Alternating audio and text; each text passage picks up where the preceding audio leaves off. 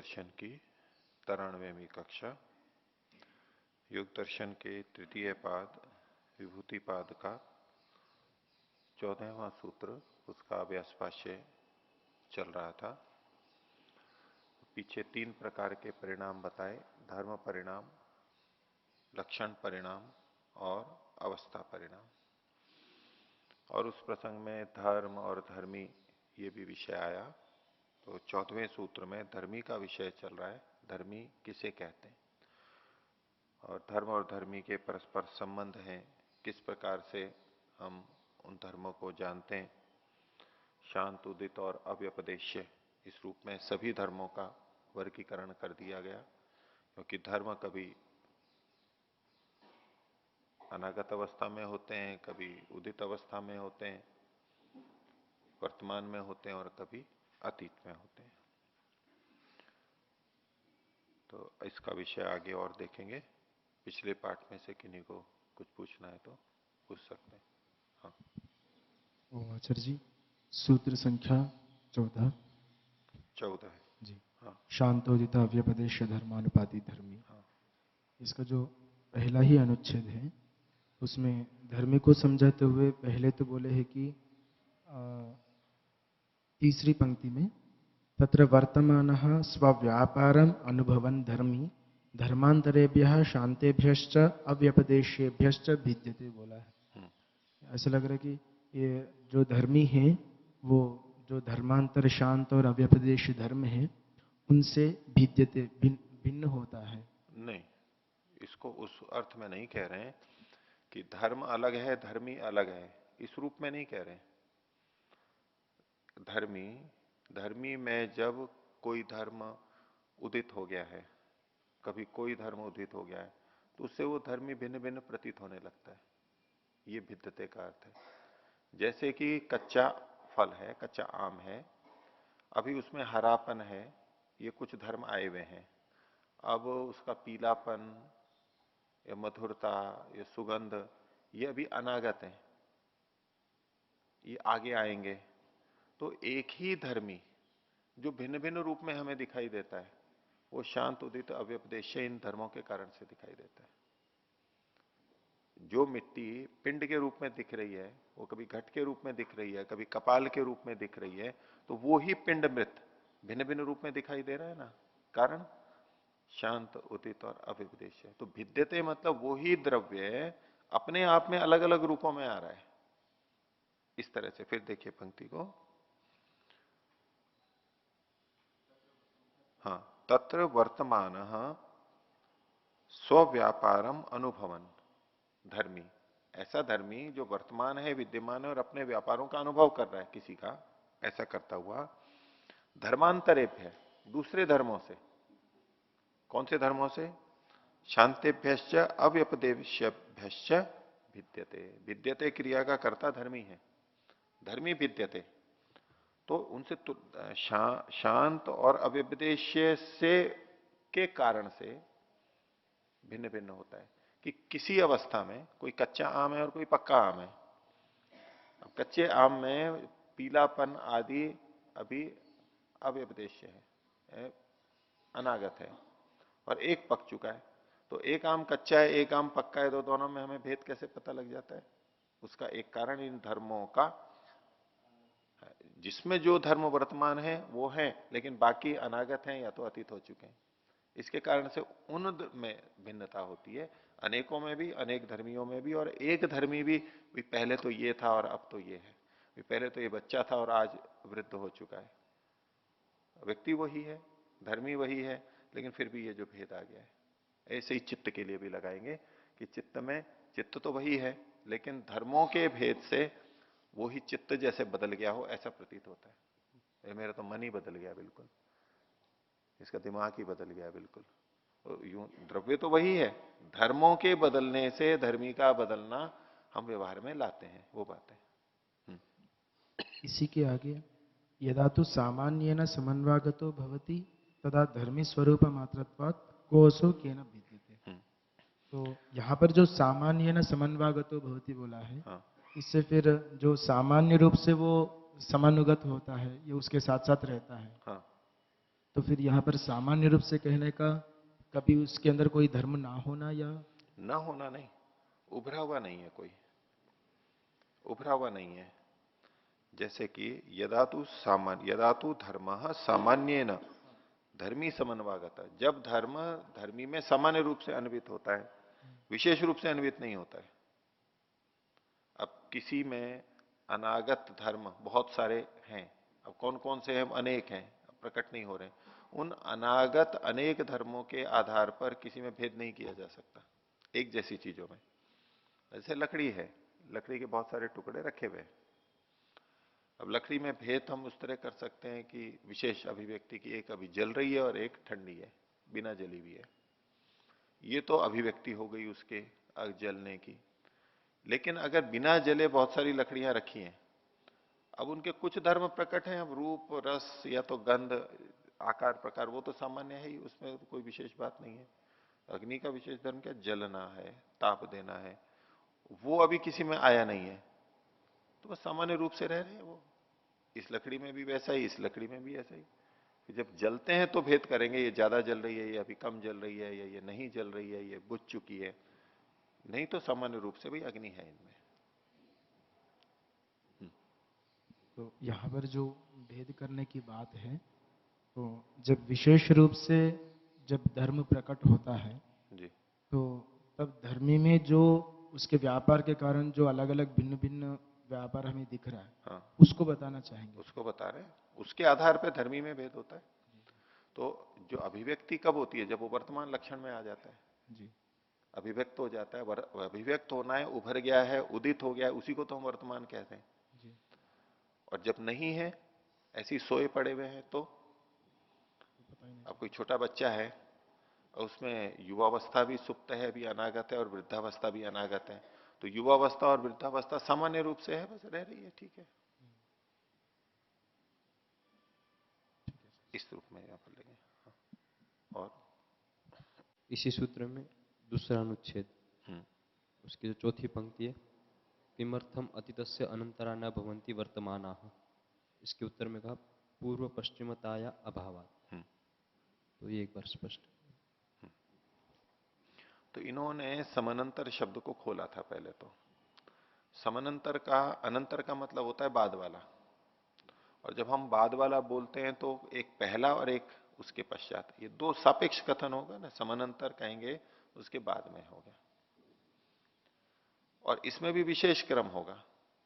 एक के बाद में दो आता है, दो के बाद में तीन आता है। लेकिन यूं नहीं कह सकते कि तीन के बाद में दो आता है और दो के बाद में एक आता है, ऐसा नहीं कह सकते हम। ठीक है, एक क्रम ही है, एक दो तीन ये ही क्रम है, गिनती का एक निश्चित क्रम है। तो विपरीत को हम नहीं कह सकते, या तो कहेंगे ये तो विपरीत क्रम है। समानंतर की दृष्टि से एक के बाद दो, दो के बाद में तीन।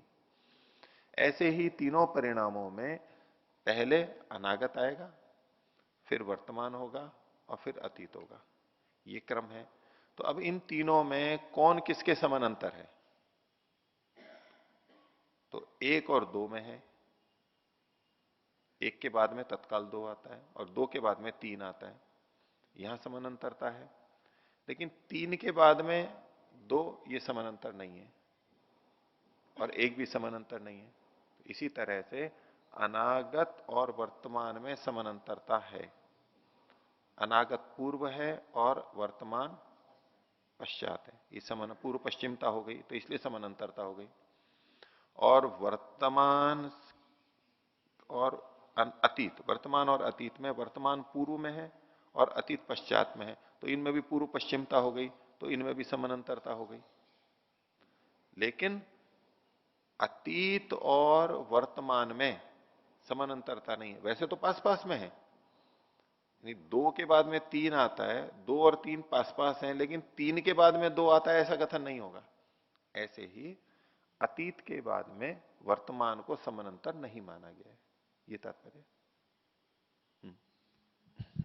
इसमें शब्द की दृष्टि से एक बात समझ में आई आज जी। हम्म ये अनंतर शब्द है, पूर्व को भी कहते हैं और तत्काल बाद के भी कहते हैं। जब समानांतर प्रयोग होता है तो उसको तत्काल बाद वाला ही तत्काल लेना बाद में निकट परवर्ती, जी। निकटतम परवर्ती जो है, यानी एक के बाद में तीन को भी समानांतर नहीं कहेंगे, जी। क्योंकि बीच में दो है। अनंतर तो है, बाद में तो है, लेकिन समानांतर एकदम तत्काल पश्चातवर्ती, परवर्ती उसमें। ठीक है, और किन्हीं को कोई?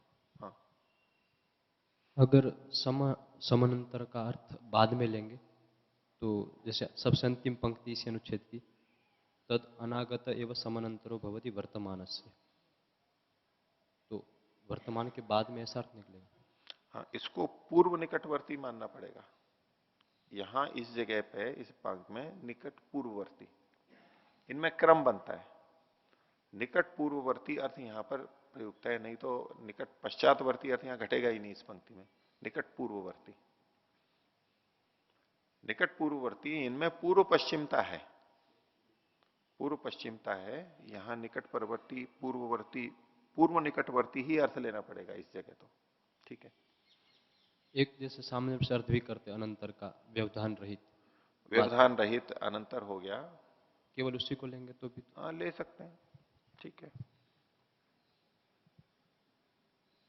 ठीक है, धन्यवाद। हाँ, और कोई? अच्छा जी, सूत्र संख्या 9 में जो व्युत्थान संस्कार है वो नाते प्रत्यात्मा का क्यों कहा है? नते प्रत्यात्मका, प्रत्यय का मतलब वृत्ति होता है, तो जो संस्कार है वो वृत्ति रूप में नहीं है। ये इस दृष्टि से कह रहे हैं यहां पर, चूंकि ये निरोध परिणाम की बात है, असंप्रज्ञात समाधि की बात है। कोई व्यक्ति ये सोच ले कि मेरी वृत्तियां सारी रुक गई हैं, वृत्तियां सारी रुक गई हैं, अब तो कुछ करने की बात ही नहीं है,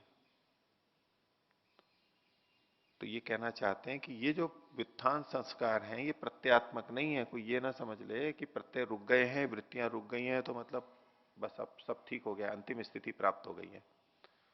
संस्कार के रूप में वो अभी भी हैं। तो वृत्तियां तो रुक चुकी हैं, संप्रज्ञात समाधि समाप्त हो गई है, अब असंप्रज्ञात आ गई है, वृत्तियां रुक गई हैं, फिर भी अब जो असंप्रज्ञात में काम करना है निरोधावस्था में, वो ये कार्य है। तो उसे भेद बताने के लिए कर रहे हैं। प्रत्यात्मक नहीं है, यानी वृत्त्यात्मक नहीं है, वृत्ति रूप नहीं है। व्युत्थान वृत्ति अलग चीज है और व्युत्थान संस्कार अलग चीज है। स्पष्टता के लिए ये कहा, व्युत्थान संस्काराश चित्त धर्म न ते प्रत्यात्मका, न ते प्रत्यात्मका इति। अब आगे जो बात कह रहे हैं, इति प्रत्यय निरोधे न निरुद्धा, प्रत्यय के रुक जाने पर यानी वृत्ति निरोध के हो जाने पर ये निरोध संस्कार रुकते नहीं है, क्योंकि वो प्रत्यात्मक है ही नहीं। जब वृत्ति रुकी है, प्रत्यय रुका है, इसका मतलब है बस प्रत्यय ही रुका है, वृत्ति संस्कार नहीं रुका है। अगर वृत्ति सारी रुक गई होती, प्रत्यात्मक वृत्ति सारी रुक गई होती, अब चल नहीं रही है, तो फिर परिणाम की बात ही नहीं आती। ये जो परिणमन हो रहा है उसकी बात ही नहीं आती। वृत्ति का परिणाम तो सर्वार्थता एकाग्रता, या तो एकाग्रता परिणाम, समाधि परिणाम, वहां वृत्त्यात्मक प्रत्यात्मक परिवर्तन हो रहा है। लेकिन यहां उससे भिन्न एक स्थिति में भी परिणाम हो रहा है, परिणमन हो रहा है। तो कोई ये समझे कि मेरी वृत्तियां सारी रुक गई हैं, प्रत्यय का निरोध हो गया है, यानी वृत्ति का निरोध हो गया है, तो अब तो कोई परिणाम होगा ही नहीं चित्त में। बोले नहीं, ये संस्कार निरोध संस्कार है और उसमें परिणमन होगा। स्पष्टता के लिए है।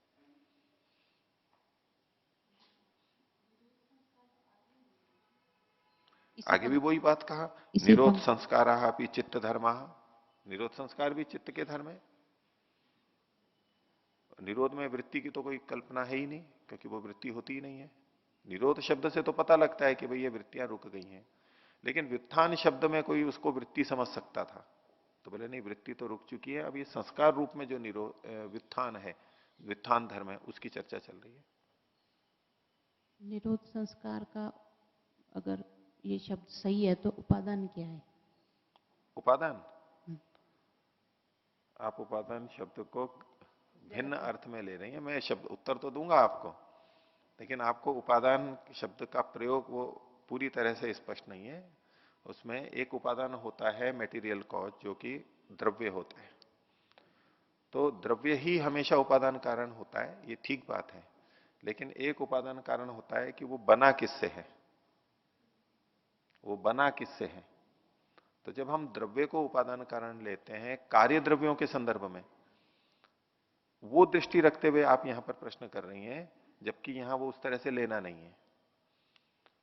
घड़ा बना एक कार्य द्रव्य है, तब हम पूछेंगे भाई इसका उपादान कारण क्या है, मिट्टी है। लेकिन आकार प्रकार गुण धर्म को जब हम चर्चा करते हैं कि उसका उपादान कारण क्या है, तो कोई अन्य चीज नहीं खोजी जाती है। घड़ा बना किससे, मिट्टी से। कपड़ा बना धागे से। लेकिन हम कहें कि ये जो कपड़ा सफेद है, धागा सफेद है, इसका उपादान कारण क्या है, तो एक व्यक्ति तो ये सोचेगा कि अच्छा ये आया कहां से है सफेद पना, किससे बना है ये सफेद पना, ऐसा आपके मन में है। उस तरह से ये प्रश्न है। वहां इस तरह उत्तर कोई नहीं दिया जाता कि ये व्युत्थान संस्कार का उपादान कारण क्या है। गुण का उपादान कारण गुण ही होता है।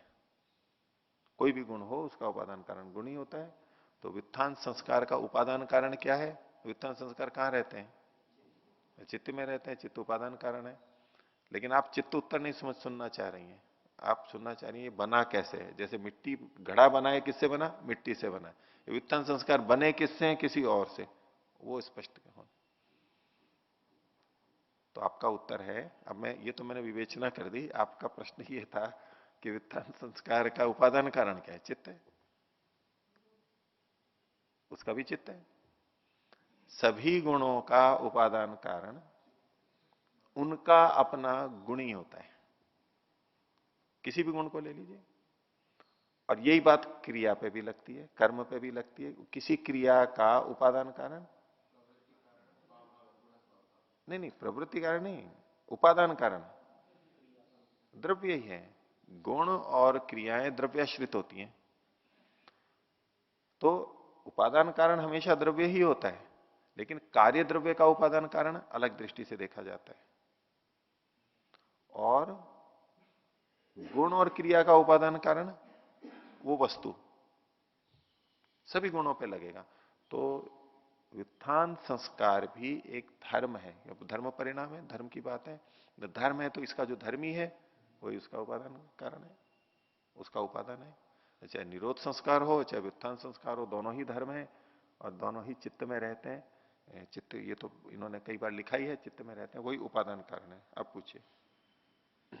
मैं इस दृष्टि से अजय जी पूछ रही हूँ कि व्युत्थान वृत्ति से व्युत्थान संस्कार बना है ना जी, वृत्ति से व्युत्थान जैसे संस्कार। मिट्टी से घड़ा बना, हाँ जी। वही तो मैंने आपको संकेत किया था कि आपके मन में कुछ और, जिस ढंग से आप सोच रही हैं, प्रश्न ही आपका तब बनेगा जब आप ऐसा सोच रही हो।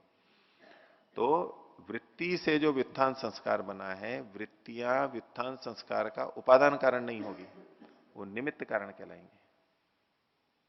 निमित्त कारण है वृत्तियां, उपादान कारण तो द्रव्य ही होगा। तो आप पूछना तो ये चाह रही थी कि व्युत्थान संस्कार बने कैसे हैं, कैसे बने, वृत्तियों से बने, क्या है। घड़ा बना कैसे, मिट्टी से बना।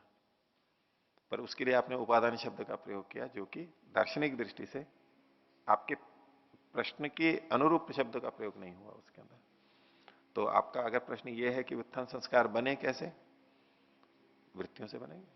हर संस्कार, निरोध संस्कार को छोड़ करके बाकी जितने संस्कार हैं वो वृत्तियों से ही बनते हैं। व्युत्थान संस्कार भी वृत्तियों से बने, व्युत्थान वृत्तियों से बने। जब हमारी वृत्तियां व्युत्थान वाली होती हैं तो उसके अनुरूप ही जिस तरह की वृत्तियां उसी तरह के संस्कार, और जैसी संस्कार वैसी ही फिर वृत्तियां, यानी स्मृति वृत्ति। बोलिए आगे। तो इसका मतलब निरोध जो संस्कार बने वो अभाव का नाम हो गया। अभाव का नाम नहीं है। आप ये प्रश्न आपने पहले भी पूछा था, वही बात अटकी हुई है कि वृत्ति से संस्कार बनते हैं तो निरोध संस्कार कैसे बन गए। कल भी तो यही बात थी। तो जब चित्त रुका हुआ है, इसका भी अपने आप में एक इंप्रेशन आ रहा है। उसको दूसरे ढंग से मैं और कहूं आपको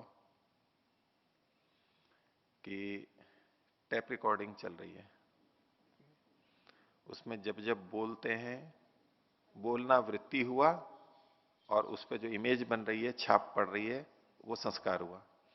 तो जिस समय बोल रहे हैं वो भी उसमें जा रहा है, और जब बीच बीच में नहीं बोलते हैं, थोड़ा सांस लेते हैं या नहीं बोलते हैं, वो भी वहां पर जाता है नहीं जाता है, छूटता है खाली।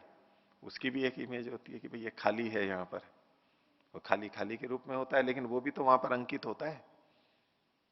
ऐसे थोड़ा ना होता है कि जो केवल बोला बोला आए और खाली वाला वहां ना जाए, खाली भी होता है, खाली का खाली होता है।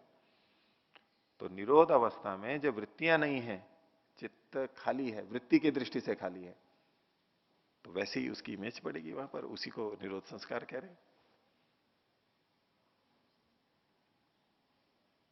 ठीक है, और कुछ पूछिए।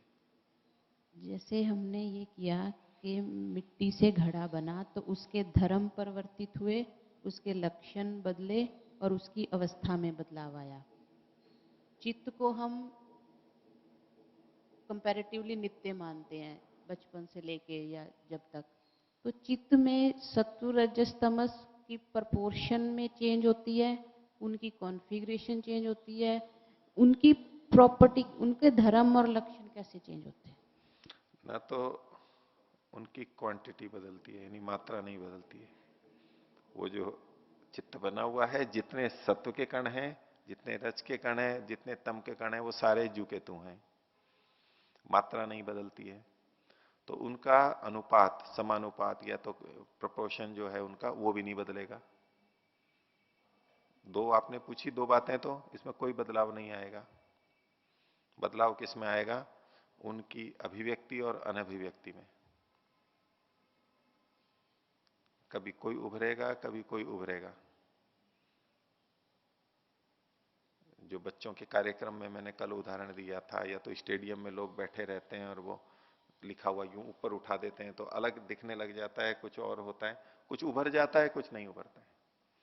बहुत सारी जनता बैठी हुई हो, अब उसमें पुरुष भी हैं, महिलाएं भी हैं, बच्चे भी हैं, अब उसमें लगभग बराबर ही हैं जैसे भी हैं। अब उसमें से केवल पुरुष उठ उठ करके चिल्लाने लगे, बाकी तो बैठे हुए हैं चुपचाप, तो क्या दिखाई देगा? कौन सारे जैसे क्या हो गए? यूं लगेगा जैसे सारे ही पुरुष है। और पुरुष बैठे हुए हैं, बच्चे उठ करके बोलने लग गए या महिलाएं बोलने लगेगी, तो ये लगेगा महिलाएं महिलाएं नजर आ रही हैं, जबकि पुरुष भी हैं वहां पर। लेकिन ये बोलना, सक्रिय होना, ये उनका उभार है, अभिव्यक्ति है, उसके आधार पे इसको करेंगे। इसको और यूं देख लीजिए आप, जैसे कि कपड़ा बुनते हैं, जो यंत्र आते हैं ना, उसमें ताना बाना हो, तो वो फ्रेम लगाता है, उसमें यूं नीचे जाते हैं ऊपर जाते हैं, धागे बहुत सारे धागे होते हैं ना, दो होते हैं बीम, एक नीचे जाता है फिर ये ऊपर आता है। तो कभी ये ऊपर आता है तो वही वही धागे दिखते हैं, नीचे वाले तो दब जाते हैं। फिर जब वो नीचे वाले ऊपर आते हैं तो ऊपर ऊपर वाले ही दिखते हैं, नीचे वाले दब जाते हैं। वो आपने देखा हो तो चित्र आएगा दिमाग में, खड्डी में जैसा होता है, वो ऊंचे नीचे होते रहते ना, यूं यूं यूं यूं, तो कौन से दिखते हैं? होते तो सारे हैं। ये नीचे चला गया तो ये ऊपर दिख रहा है, अभी यही दिखाई देगा, ये चला गया तो ये दिखाई देगा।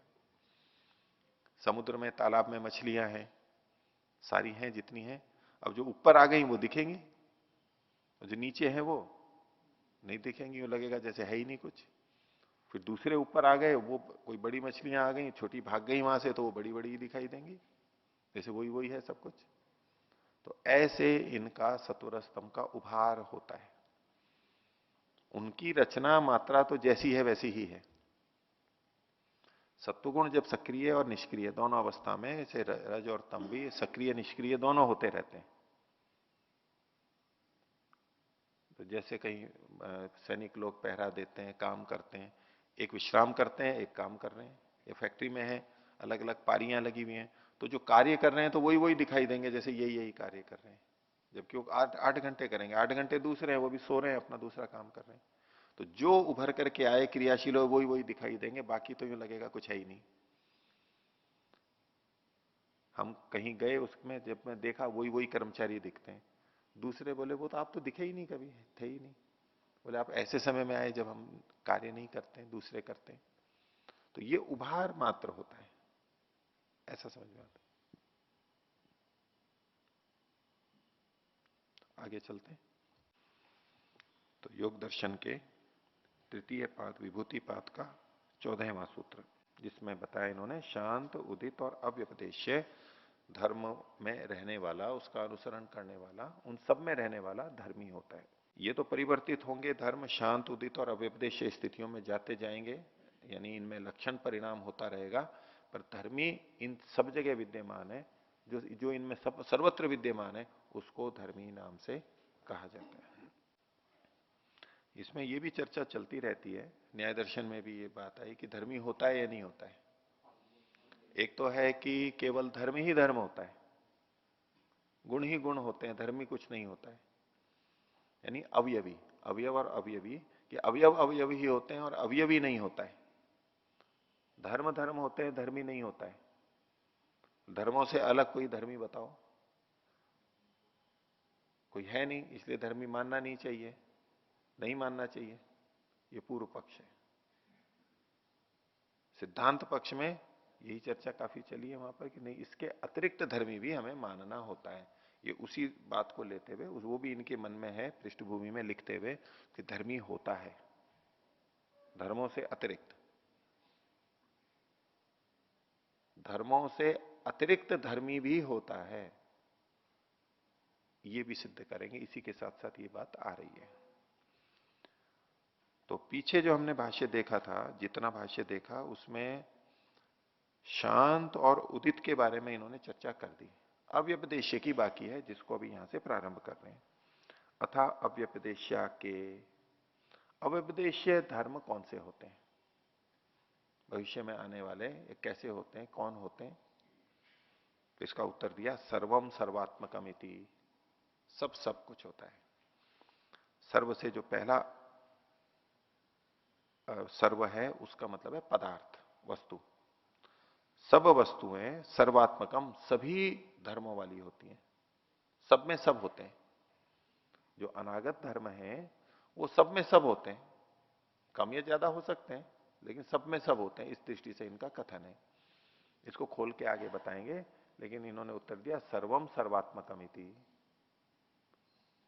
सब में सब है। और वो किस रूप में? जैसे कि हम सामान्य अवस्था में बोल देते हैं, ये सब कुछ त्रिगुणात्मक है। जितने भी कार्य द्रव्य हैं वो सब त्रिगुणों से बने हुए हैं, तो सब में सब चीजें हैं। कोई द्रव्य, कार्य द्रव्य ऐसा नहीं बता सकते जिसमें केवल रज हो, केवल तम हो या केवल सत्व हो। तीनों में तीनों, सब में तीनों रहते हैं। तो उनके अपने अपने धर्म भी रहते हैं, कम अधिक तो हो सकते हैं, लेकिन सर्वम सर्वात्मकम इति, इसी को खोल रहे हैं आगे। यत्रोक्तम, जैसा कि इस विषय में कहा गया। एक वचन को उद्धृत करते हुए उसके अंत में ये सर्वम सर्वात्मकम इति आया है। जल भूम्यो हो पारिणामिकम रसादि वैश्व रूपम स्थावरेशु दृष्टम। जल भूम्यो हो, जल और भूमि का, ये महाभूत की दृष्टि से कहा जा रहा है। जल महाभूत और पृथ्वी महाभूत, इनका पारिणामिकम, बदलाव का, बदलाव हुआ हुआ, परिणाम के बाद में जो आया है पारिणामिकम, क्या चीज? रसादि वैश्व रूपम, रसादि जो गुण है उनका वैश्व रूप माने सभी तरह के, जो विभिन्न प्रकार के जो रूप है रस आदि। तो जल के साथ में हम रस को जोड़ते हैं। तो जल भूम्यो पारिणामिकम रसादि वैश्व रूपम स्थावरेशु दृष्टम। तो जल भूमि आदि का, दो महाभूतों का उदाहरण ले लिया इन्होंने, और इनका जो परिणमन के कारण से जो हुआ है, क्या? रसादि वैश्व रूपम, रस आदि विभिन्न प्रकार के। वैश्व रूपम मतलब अनेक रूपों वाला। रस एक नहीं होता है। वैसे हम गुण देखेंगे तो एक रस गुण हो गया, जैसे कि शब्द गुण एक हो गया, स्पर्श गुण एक हो गया, रस गुण एक हो गया। यूं संख्या में तो एक रस गुण आया, लेकिन रस तो बहुत तरह के होते हैं, और उसमें भी कम ज्यादा, मीठे में भी बहुत प्रकार, खट्टे में भी बहुत प्रकार। उसको आप अनंत भी कह सकते हैं, असंख्य कह सकते हैं हमारी दृष्टि से, बहुत अधिक होते हैं वो। तो ये जो रसादियों की विश्व रूपता है, यानी इतनी भिन्नता है, वो अलग अलग वस्तुओं के, अलग अलग खाद्य पदार्थों के अलग अलग रस, और गंध भी यहां पर जोड़ लेंगे, क्योंकि इन्होंने भूमि पृथ्वी का भी कल उल्लेख किया है, तो गंध भी बहुत तरह की है। ये जो रसादि वैश्व रूपम स्थावरेशु दृष्टम, स्थावर वस्तुओं में देखा जाता है। स्थावर का मतलब जो स्थिर चीजें हैं। एक स्थावर होते हैं, एक जंगम होते हैं। जो प्राणी जगत है वो जंगम है, गतिशील है, और स्थावर मतलब जो स्थिर है।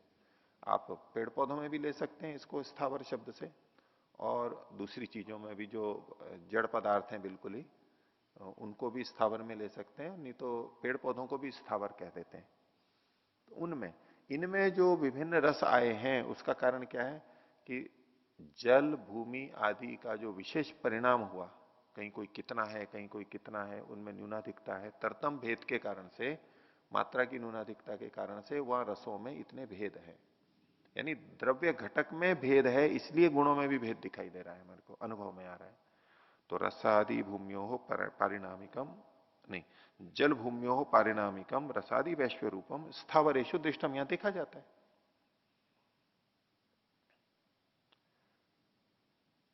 अब इसको यूं समझिए, इसको हम अनागत की दृष्टि से देख रहे हैं, अव्यपदेशीय की दृष्टि से देख रहे हैं। तो जल और भूमि में अलग अलग देखेंगे तो वो हमें वैसे रस और गंध प्रतीत नहीं होते हैं, उनके गुण हैं लेकिन प्रतीत नहीं होते हैं, वो अभी अनागत अवस्था में है। लेकिन जब विभिन्न रूपों में मिलेंगे एक दूसरे से, कुछ अलग अलग संयोग बनेंगे, तो वो चीजें प्रकट हो जाएंगी, वो गंध वो रस प्रकट हो जाएंगे। जो पहले अनागत थे वो अब वर्तमान लक्षण में आ गए विभिन्न प्रकार के। आगे तथा स्थावराणाम जंगमेशु, और जो स्थावर हैं उनका जंगमों के अंदर हमें दिखाई देता है। वो अनेक जने मिलते हैं, बहुत सारी जड़ वस्तुएं मिलती हैं और उससे फिर जंगमों में प्राणियों में अलग अलग रस और गंध आदि प्रतीत होते हैं, हमें पता लगते हैं। फिर जंगमानम स्थावरेशु, और जंगमों का फिर स्थावर के अंदर, कि जंगम जो प्राणी है वो मर जाते हैं, उनके शरीर गल जाते हैं, फिर पेड़ पौधे उसको ले लेते हैं, वहां फिर नया रंग रूप हो जाता है। शरीर मर गया है, अलग दुर्गंधी है, फिर मिलजुल करके फिर नई चीजें बन जाती हैं। गोबर दुर्गंधित है या जैसा भी गंध है, फिर जो अन्न आदि उत्पन्न होते हैं वहां फिर वो बदल जाती है। तो तथा स्थावराणाम जंगमेशु और जंगमानाम स्थावरेशु, ये आपस में बदलते रहते हैं। और शरीर आदि दुर्गंधित हैं, पेड़ पौधों को छोड़ भी दें तो मिट्टी में जो मिल गए हैं और उसमें वहां पर फिर वो मिट्टी जैसे ही हो जाते हैं, कुछ पता ही नहीं लगता है, वहां पर अलग से आपस में परिवर्तित होते रहते हैं। एवं जाति अनुच्छेदेन सर्वम सर्वात्मकमिति, तो चाहे वो स्वतंत्र रूप से हो, चाहे स्थावर में हो, चाहे जंगम में हो, इन सब में जाति का अनुच्छेद होने से, उच्छेद न होने से, अर्थात जो जल की जाति है वो द्रव्य वहां भी है, अभी जलत्व वहां भी है, भूमित्व वहां पर भी है, जो विभिन्न विभिन्न मूल तत्व हैं, जातियां हैं, वो वहां सब जगह विद्यमान है। तो जाति का उच्छेद नहीं हुआ है, वो चीजें तत्व वहां पर विद्यमान है। जाति अनुच्छेद है ना, क्योंकि वो सब कुछ वहां पर विद्यमान है, इसलिए सर्वम सर्वात्मकमिति, सब में सब धर्म देखे जा सकते हैं। प्रकट और अप्रकट की बात है, सब में सब वो मूल गुण छुपे हुए हैं। इसको हम सत्वर स्तंभ तक भी ले जा सकते हैं कि सत्वर स्तंभ के जो गुण धर्म है वो हर वस्तुओं में जैसे के जैसे हैं, लेकिन किसी में कोई प्रकट है, किसी में कोई प्रकट है, कोई वर्तमान है, कोई अनागत है। तो सर्वम सर्वात्मकम, सब में सब गुण है, कम या अधिक। फिर सब में सब हैं तो ये दिखाई क्यों नहीं देते, अभिव्यक्त क्यों नहीं होते, उसका कारण अगली पंक्ति में बता रहे हैं। देश काल आकार निमित्त अपबंधात न खलु समान कालम आत्मनाम अभिव्यक्ति रीति। ये जो विभिन्न धर्म थे ये सब एक साथ प्रकट क्यों नहीं हो जाते? जब सब में सब हैं तो एक साथ वर्तमान लक्षण में क्यों नहीं आ जाते हैं? सब एक साथ प्रकट क्यों नहीं हो जाते? सब में सब हैं तो सब आने चाहिए, सब में सब नहीं आते। क्यों नहीं आते? क्योंकि इसमें कुछ भिन्नताएं होती हैं। देश, एक तो स्थान, काल यानी समय, ऋतु आदि, उसका भेद रहता है। आकार, आकार मतलब जो चौकोर तिकोना आदि जो है। अब लोहा है, अब लोहा गोल हो तो हमारे को गोली हो तो चुभेगा नहीं, लेकिन कील रूप में हो तो चुभने लग जाएगा। तो ये जो चुभना है या दूसरे में प्रवेश होना है, ये लोहे में है या नहीं है? पर गोले में तो नहीं है। तो आकार के भेद से भी इनके गुणों की अभिव्यक्ति, क्रियाओं की अभिव्यक्ति भिन्न भिन्न होती है। तो देश, काल, आकार और निमित्त, निमित्त का मतलब है साधन, विभिन्न साधनों के माध्यम, किसके माध्यम से वो आया है? साधन के निमित्त अपबंधात, उनका बंधन न होने से, असंबद्ध होने से, भिन्न भिन्न होने से, अलग अलग वस्तुओं में देश काल निमित्त इनकी आकार की भिन्नता होने से, नियमितता न होने से, न खलु, ऐसा नहीं होता है कि समान कालम, एक ही काल में आत्मनाम यानी धर्मों की अभिव्यक्ति हो जाए। अब कोई फल कभी कहीं पहले आ जाता है, कोई कहीं पहले आ जाता है। वो आम दक्षिण में पहले आ जाते हैं, उत्तर भारत में बाद में आते हैं। कहीं फसल जल्दी पक जाती है देश के भेद से। वो धर्म तो है तो गेहूं के ही पौधे या तो आम के पेड़ हैं, लेकिन वो धर्म वहां नहीं आएंगे। देश के भेद से भिन्न समय में अनागत आगत हो सकते हैं, वर्तमान हो सकते हैं, अनागत रह सकते हैं, काल के कारण से हो सकते हैं। भिन्न ऋतु है तो इसी तरह से आकार प्रकार के आधार पे और निमित्त के आधार पे।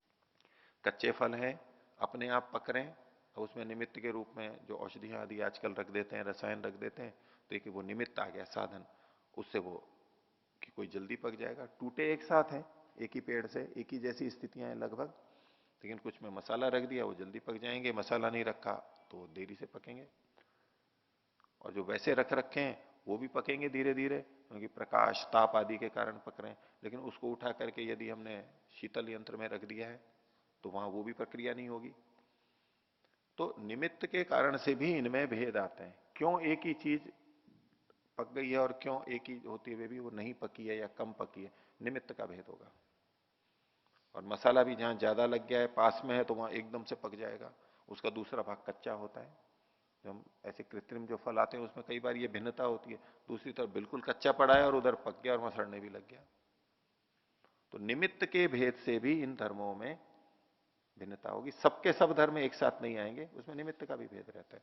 तो देश का भेद, काल का भेद, आकार का भेद, निमित्त का, इनका अपबंध होने से यानी असंबद्ध होने से, आपको बंध मतलब तो संबंध, और अप मतलब निषेध के रूप में आएगा कि बंध ना होने के कारण से, भिन्नता होने के कारण से, न खलु समान काल कालम आत्मनाम अभिव्यक्ति रीति, एक ही समय में सब गुणों की अभिव्यक्ति नहीं होती है। यद्यपि सर्वम सर्वात्मकम है, सर्वम सर्वात्मकम होते हुए भी एक समय में नहीं आती है, उसका कारण बताया आगे। यह एतेषु अभिव्यक्त अनभिव्यक्तेषु धर्मेषु अनुपाति सामान्य विशेषात्मा सो अन्वयी धर्मी। धर्मी क्या है उसको अब परिभाषित करते हुए फिर से एक पंक्ति में बोल रहे हैं कि यह एतेषु, वो जो इनमें, इनमें मतलब ये धर्मों के बारे में कहा गया है, धर्मेशु जो आगे कहा है। लेकिन कैसे धर्म? अभिव्यक्त अनभिव्यक्तेषु, चाहे वो अभिव्यक्त रूप में हो चाहे अनभिव्यक्त रूप में हो। कौन से लक्षण में अभिव्यक्त होता है? वर्तमान में। तो अभिव्यक्तेषु मतलब जो भी धर्म है अभिव्यक्त यानी वर्तमान दशा में, और अनभिव्यक्त है तो अनागत और अतीत को भी ले लेंगे। उनमें जो भी विद्यमान रहते हैं ऐसे धर्मों में अनुपाति, उनमें रहने वाला, साथ में जन जाने वाला, सामान्य विशेष आत्मा, सामान्य गुणों वाला और विशेष गुणों वाला, सामान्य धर्म भी होते हैं और विशेष धर्म भी होते हैं, ऐसा सो अन्वयी, जो अन्वयी होता है उसमें विद्यमान रहता है, सो अन्वयी धर्मी, वह धर्मी कहलाता है। इन सब में जो विद्यमान रहता है वो धर्मी कहलाता है। आगे, यस्य तु धर्म मात्रम एव निरन्वयम तस्य भोगा भावा। यस्य मतलब यस्य मते, जिसके मत में, अब ये पूर्व पक्ष को उठा रहे हैं, जो ये मानता है जिसके मत में धर्म मात्रम एव इदम, ये सब कुछ बस धर्म मात्र है और निरन्वय है, उसमें अन्वित नहीं है, धर्मी अन्वित नहीं है। इन्होंने तो सिद्ध किया इन विभिन्न धर्मों में आगत अनागत या तो अभिव्यक्त अनभिव्यक्त, इसमें धर्मी अन्वित है। तो लेकिन जो कह रहा है कि ये तो केवल धर्मी ही धर्म है, धर्मी है ही नहीं, अनन्वित है, उसके मत में यस्य तु धर्म मात्रम एव इदम, सब कुछ धर्म ही धर्म है, धर्मी नहीं है, निरन्वयम अन्वित नहीं है, धर्मी अन्वित नहीं है, तस्य उसके मत में तो भोगाभाव, भोग का अभाव हो जाएगा, कर्म फल के भोग का अभाव होगा। एक दोष दिखाया जा रहा है कि जब धर्म ही धर्म है और धर्मी नहीं है, तो जैसे किसी आत्मा ने कोई कर्म किए, पाप और पुण्य, वो भी धर्म थे, धर्मी आत्मा तो है नहीं वहां पर। पाप और पुण्य किए, अच्छे बुरे कर्म किए, बस वही वही है, धर्मी तो है नहीं। तो जब उसका फल होगा तो किसको मिलेगा वो फल? धर्मी आत्मा तो है नहीं। और धर्म है, धर्म धर्म है, धर्म पहले कुछ थे अब कुछ और आ गए, कर्म कुछ पहले थे अभी कुछ और आ गए, तो फिर तो फल मिलेगा किसको? और धर्म तो बदलते रहते हैं। धर्मी है नहीं, धर्म है और धर्म बदलते रहते हैं। तो पिछला धर्म तो वर्तमान से अतीत हो गया तो अतीत हो गया। अब जो धर्म आया है वो अनागत से वर्तमान में आया है। तो जिस धर्म ने कुछ कर्म किया था अच्छा या बुरा, वो तो जा चुका। अब जो धर्म आया है तत्सदृश वो तो नया है। तो भोग कहां हुआ? भोग के संदर्भ में तो, कर्मफल के संदर्भ में तो ये अनिवार्य है कि जिसने किया है वही भोगता है। अब यहां जिसने किया है वो भोग नहीं रहा है, तो भोग का अभाव ही हो गया। इसको भोग थोड़ा ना कहेंगे। किया किसी ने, भोगा किसी ने, इसको कर्मफल थोड़ा ना कहेंगे, इसे भोगना थोड़ा ना कहेंगे। तो बोले आपके मत में तो भोग का अभाव ही हो जाएगा यदि अन्वित पदार्थ नहीं मानेंगे। इसको आत्मा के संदर्भ में देखेंगे। तस्य भोगा भाव कस्मात, क्यों? तो उसके लिए कारण बता रहे, अन्येन विज्ञानेन कृतस्य कर्मणः अन्यत कथम भोक्तृत्वेन अधिक्रियेत। भिन्न विज्ञान के द्वारा, विज्ञान शब्द यहां पर उन लोगों की मान्यता के अनुसार भिन्न ज्ञान के द्वारा, भिन्न धर्म के द्वारा, भिन्न चित्त के द्वारा किया गया। अन्येन विज्ञानेन कृतस्य कर्मणः, पीछे किसी धर्म ने उस कार्य को किया था, उसका अन्यत कथम भोक्तृत्व न अधिक्रिय था। अन्य जो धर्म है आगे आने वाला है, अन्य ज्ञान आने वाला है, वो उसके भोग, उसका भोग के रूप में, भोक्तृत्व के रूप में कैसे स्वीकृत किया जा सकता है कि अभी भोग इसको हो जाएगा? उसको तो होगा नहीं, भोगाभाव हो जाएगा। तत्स्मृति अभावश्च, और उसकी स्मृति का भी अभाव हो जाएगा। यदि अन्वयी पदार्थ को ना माने तो स्मृति का भी अभाव हो जाएगा। अब मान लीजिए कोई कहे कि कंप्यूटर की हार्ड डिस्क है या डीवीडी है, जो भी है, अब उसमें बहुत सी चीजें भरी हैं, ध्वनि है, चित्र है, चलचित्र है, लेख है। तो बोले ये हार्ड डिस्क अपने आप में कुछ नहीं है, बस ये तो धर्म धर्म है केवल। तो यदि धर्म ही धर्म है,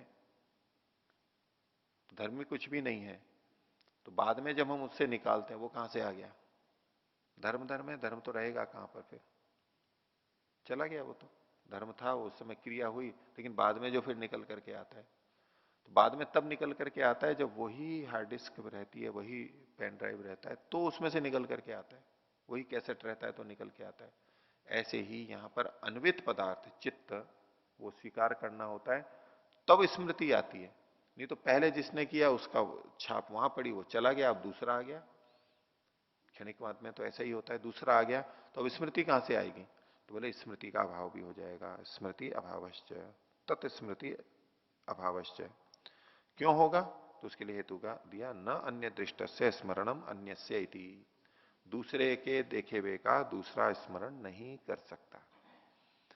जब अन्वित पदार्थ माना जाता है, गुणी माना जाता है, तो यानी एक चीज वहां भी थी और यहां भी है, ये परंपरा से लंबा चल रहा है। जो अन्वयी अन्वी अन्वयी नहीं मानते हैं, अन्वित पदार्थ को नहीं मानते हैं, केवल धर्म धर्म को मानते हैं, उनके मत में वो चीजें अनित्य हैं, क्षणिक हैं। ये साथ में जुड़ी हुई बात है। वो था, हुआ, चला गया, दूसरा हुआ, चला गया, तीसरा हुआ, चला गया। तो वहां जब अन्वित पदार्थ नहीं है, इसका मतलब है क्षणिकता है, अनित्यता है, अल्प क्षण मात्र के लिए रुक रहा है, थोड़ी देर के लिए रुक रहा है। और जब अन्वित मानते हैं तो यहां भी वही था, यहां भी वही था, यहां भी वही था। तो जो वहां था, यहां था, आगे था, इसका मतलब वो दीर्घ काल तक रह रहा है। उसमें नित्यता या तो दीर्घ कालता वहां पर रहती है, तब तो हम कह सकते हैं हाँ ये वही है। तो जो अन्वयी नहीं मानेगा उसके पक्ष में तो क्षणिकता या अनित्यता वाली बात ही मानेंगे, और ऐसा मानेंगे तो कर्म फल के भोग का अभाव होगा, भोग का अभाव हो जाएगा, स्मृति का भी अभाव होगा। ये दो दोष वहां पर बताए गए हैं। आगे, वस्तु प्रत्यय विज्ञानाच स्थितो अन्वयी धर्मी यो धर्म अन्यथात्व अभिपगत प्रत्यभिज्ञायते। वस्तु का प्रत्यभिज्ञान होने से, हेतु दे रहे हैं क्यों अन्वयी पदार्थ हम मानते हैं, उसमें कहा वस्तु की पहचान होती है, जिसको हमने पहले देखा है हम कहते हैं ये वही है, ये वही है। ये जो प्रत्यभिज्ञा है, स्वीकृति है, पूर्व जात की पुनः पहचान। स्मृति एक अलग चीज होती है, स्मृति और प्रत्यभिज्ञा में थोड़ा भेद भेद करके रखते हैं। स्मृति मैंने उसको देखा था, अभी फिर मैं देख रहा हूं, ये तो स्मृति हुई। एक कोई व्यक्ति सामने आया, बोले हाँ इसको मैंने देखा था पहले, तो क्या मेरे को स्मरण आ रहा है मैंने आपको देखा है, तो स्मृति भी चल रही है, लेकिन साथ में ये जो हम पहचानते हैं कि हाँ ये वही है, तो स्मृति से जुड़ता हुआ ये एक अतिरिक्त चीज और है, इसको कहते हैं प्रत्यभिज्ञा। स्वीकार करना कि हाँ ये वही है पहले जो था। तो वस्तु की प्रत्यभिज्ञा के कारण से कि हाँ ये वही है, ये मेरी ही लेखनी है, ये मेरा ही मोबाइल है, ये जो हमें स्वीकार्यता होती है, स्मृति आई और ये वही है, ये प्रत्यभिज्ञा से भी पता लगता है कि स्थितो अन्वयी धर्मी, एक धर्मी, अन्वित धर्मी स्थित है, जो वहां भी था और यहां पर भी है, क्षणिक नहीं है वो धर्मी जो कि यो धर्म अन्यथात्वम अभ्युपगता प्रत्यभिज्ञाए थे, जो धर्म के अन्यथात्व होने पर भी, भिन्न होने पर भी स्वीकार किया जाता है कि हाँ ये वही था। कच्चा फल हो और फिर पक गया है, वो कहते हैं नहीं ये वही है, ये बदलाव तो आ गया, धर्म का अन्यथात्व हुआ, भिन्नता हुई, तो भी वो जाना जा रहा है कि नहीं ये वही है। किसी व्यक्ति को हम 10, 20, 30 साल बाद में देखते हैं बिल्कुल ही बदल जाता है, लेकिन कहते नहीं ये वही है। कैसे? धर्म का अन्यथात्व हो गया, फिर भी कहते नहीं ये वही है। जो धर्मों के बदलने पर भी फिर पहचाना जाता है, वो अन्वयी है, वो धर्मी है, इसलिए धर्मी मानते हैं। धर्म अन्यथात्वम अभ्युपगतः, धर्म के अन्यथात्व को प्राप्त किया हुआ भी, अभी साथ में यहां पर जुड़ा हुआ है भाव में, अन्यथात्व को धर्म बदलने पर भी जो स्वीकार कर लिया जाता है, पहचान लिया जाता है, वह तस्मात नेदम धर्म मात्रम निरन्वयमिति, इसलिए जो ये मानते हैं कि केवल धर्म मात्र है, धर्मी है ही नहीं, निरन्वित है, ये तो धर्मी अन्वित है, वो ठीक नहीं है, वो गलत सिद्धांत है। तो ये तो वैदिक दर्शन में सब जगह यही स्वीकार है, चाहे न्याय हो चाहे ये योग हो, कुछ मूलभूत सिद्धांत तो समान है ही, वैसे सारे सिद्धांत समान ही है, लेकिन अभिव्यक्ति की दृष्टि से यहां अलग स्तर पे कहा जाता है, वहां अलग स्तर पे कहा जाता है, इसलिए भेद होता है। तो ये 14वां सूत्र हुआ। आगे देखिए 15वां सूत्र। तो ये जो सारी हमने परिणामों की चर्चा की, धर्मी को देखा, परिणाम हुआ, तो ये परिणाम होता क्यों है? ये 3 तरह के परिणाम बताए, परमार्थता एक ही परिणाम होता है ये भी बता दिया है, परिणाम होता क्यों है, उसमें कारण क्या है, वो इस सूत्र के अंदर बताया जा रहा है। सूत्र है क्रमान्यत्वम परिणामान्यत्व हेतु, क्रम का भिन्न होना, क्रम का अन्यत्व होना परिणाम के अन्यत्व में कारण है।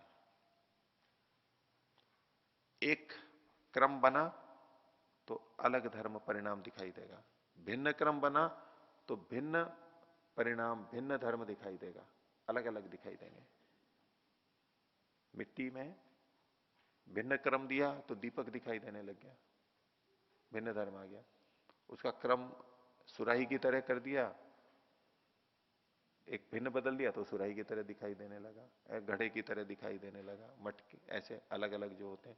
तो क्रम के बदलने से परिणाम भी भिन्न भिन्न आएगा, धर्म का भेद होगा। द्रव्य में वहां परिवर्तन होता है, कार्य द्रव्यों की दृष्टि से है। तो क्रमान्यत्व परिणामान्यत्व हेतु, परिणाम के अन्यत्व में क्रमान्यत्व वहां पर कारण होता है। भाष्य एकस्य धर्मिण एक एव परिणाम इति प्रसक्ते, पीछे जो कहा था इन्होंने परमार्थ तस्तु एका एव परिणाम, उसको उठाते हुए कोई आक्षेप लगाने का प्रयास कर रहे हैं। क्या? कि एकस्य धर्मिणा, धर्मी तो एक ही था, आपके मत में धर्मी अन्वयी पदार्थ है वो तो एक ही है, अनेक नहीं है, अनेक तो अवयव हैं उसमें, अवयवी तो एक ही मानते हो आप।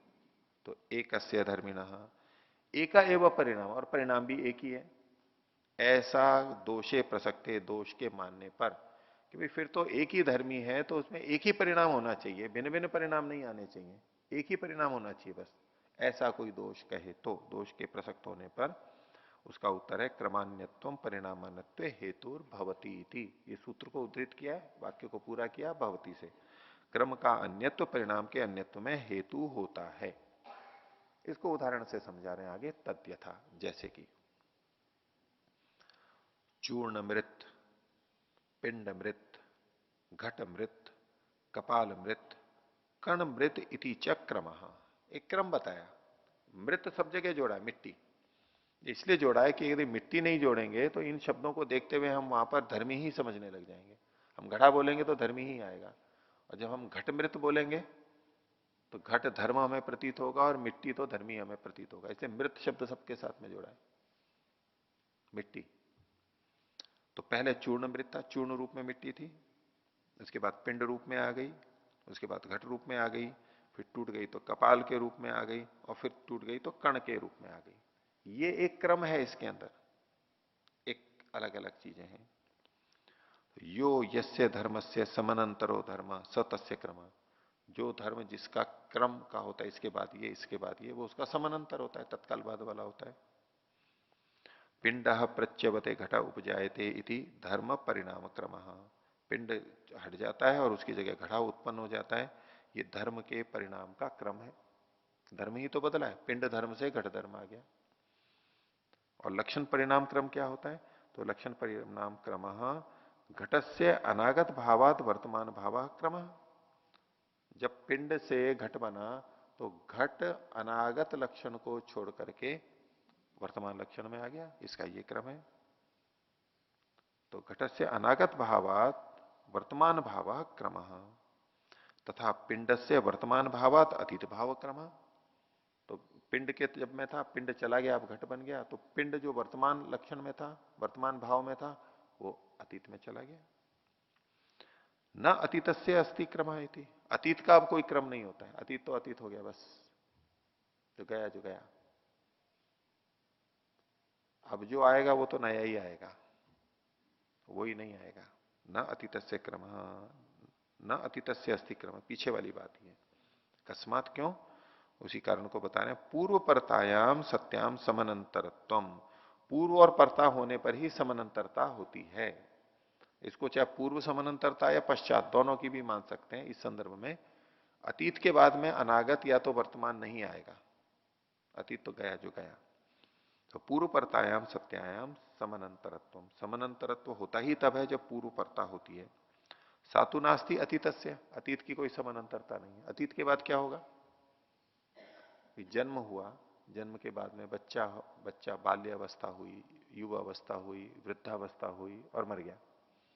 मरने के बाद में शरीर की दृष्टि से, आत्मा की दृष्टि में वो तो पुनर्जन्म होगा, वो एक नया जन्म आएगा। आप यूं क्रम नहीं कह सकते कि मृत्यु के बाद में वही बचपना आ गया फिर से, वो नया आएगा और क्रम बस समाप्त हो गया, मृत्यु के बाद समाप्त, वो नया क्रम शुरू होगा। इसलिए अतीत का समानांतर नहीं होता है। तस्मात द्वयोरेव लक्षणयो क्रम, दो ही लक्षणों का क्रम है, अनागत से वर्तमान और वर्तमान का अतीत के साथ में, दो ही क्रम है, तीसरा नहीं है यहां पर। तथा अवस्था परिणाम क्रमोपि घटस्य अभिनवस्य प्रांते पुराणता दृश्यते, अवस्था परिणाम में भी क्रम होता है कि घट का अभिनवस्य, अभिनव मतलब बिल्कुल नया नया जो है, एकदम नया है, उसके प्रांत में मानी बिल्कुल अंत में, प्रकर्ष रूप से जो अंत है उसमें पुराणता दृश्यते, उसी में पुरानापन दिखाई देता है। जब बिल्कुल अंतिम अवस्था में पहुंचता है तो एकदम पुराना दिखाई देता है, उसी नए घड़े का। साच क्षण परंपरा अनुपतिता क्रमेण अभिव्यज्यमाना पराम व्यक्तिम आपद्यते, और ये जो पुरानापन है कैसे आया? ये सातु क्षण परंपरा अनुपातिना, हर क्षण की परंपरा से, एक क्षण दूसरा क्षण तीसरा, हर क्षण में धीरे धीरे धीरे धीरे पुरानापन आते हुए ये आया है। क्षण परंपरा अनुपातिता क्रमेण अभिव्यज्यमाना, अभिव्यक्त होते हुए, धीरे धीरे धीरे अभिव्यक्त होते हुए पराम व्यक्तिम आपद्यते, अंतिम जो बिल्कुल जीर्ण अवस्था है उसको प्रकट कर देता है कि हाँ ये तो बिल्कुल ही पुराना हो गया। धीरे धीरे अंतिम प्रकट स्वरूप को, पुराणता को प्राप्त हो जाता है। धर्म लक्षणाभ्याम च विशिष्टो अयम तृतीय परिणाम, धर्म परिणाम और लक्षण परिणाम से भिन्न विशिष्ट ये तीसरा परिणाम है, यानी अवस्था परिणाम। अवस्था परिणाम इसलिए मानना पड़ा क्योंकि ना तो इसको धर्म परिणाम कह सकते न लक्षण परिणाम कह सकते, ये अवस्था परिणाम है। ठीक है। अब ये जो सारा का सारा धर्म धर्मी का भेद और ये परिणाम बताए, तो उसके बारे में कह रहे हैं, क्रम के बारे में भी, यह एते क्रमा धर्म धर्मी भेदे सती प्रतिलब्ध स्वरूपा, ये जितने ये क्रम बताए गए जब हम धर्म और धर्मी में भेद मान करके चलेंगे तभी ये उपलब्ध दिखाई देंगे हमारे को। इनका कथन, इनका प्रकटीकरण, इनको समझना, व्यवहार करना, ये तब है जब धर्म धर्मी में भेद मान करके चल रहे होंगे। जब भी कोई इनका वर्णन करेगा, इसका सीधा मतलब है कि अभी ये धर्म और धर्मी में भेद मान करके चल रहा है, धर्म धर्मी में भेद मान के ही कथन कर रहा है। धर्म धर्मी में अभेद माना तो इस तरह का कथन बनेगा ही नहीं। आगे, धर्मोपि धर्मी भवति अन्य धर्म स्वरूपापेक्षया, कि ये जो धर्म है ये भी कभी धर्मी हो जाता है, धर्म भी धर्मी हो जाता है। कैसे? अन्य धर्म के स्वरूप की अपेक्षा से। यदि कोई दूसरा धर्म आ गया तो पिछला धर्म धर्मी कहलाएगा। कैसे?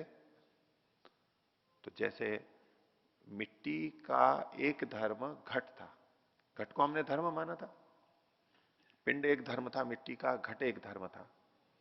लेकिन घड़े के ये छोटा घड़ा और बड़ा घड़ा, ये लाल घड़ा या काला घड़ा, ये जब हम दूसरे धर्म ले आएंगे, अब घट को देखेंगे तो घट क्या दिखाई देगा? धर्म ही दिखाई देगा, धर्म नहीं दिखाई देगा। उसी बात को ये कह रहे हैं कि धर्म भी, यानी घट धर्म भी धर्मी भव हो जाता है किसी स्थिति में सापेक्ष रूप से, अन्य धर्म स्वरूप अपेक्षा, उसके अपने अन्य धर्मों की अपेक्षा से वो भी धर्मी हो जाता है। ऐसे ही और चीजों के अंदर भी लगा सकते हैं।